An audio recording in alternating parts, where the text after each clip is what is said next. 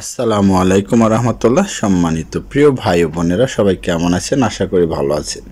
তো এই যে দেখা যাচ্ছে আমি এই মুহূর্তে আছি শ্রীলঙ্কা এয়ারপোর্টে।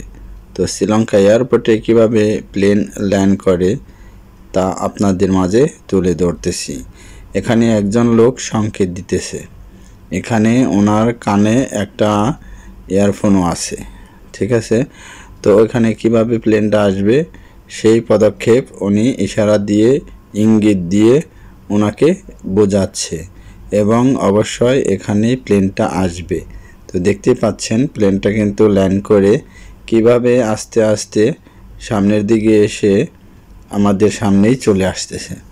তো এখানে দেখতে পাচ্ছেন কত সুন্দর একটা জায়গা।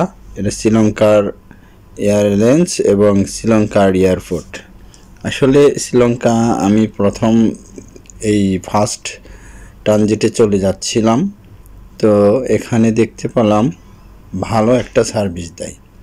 শ্রীলঙ্কা সার্ভিস কিন্তু অনেক ভালো, দুই প্লেনে দুইবারই কিন্তু খাবার দেয়।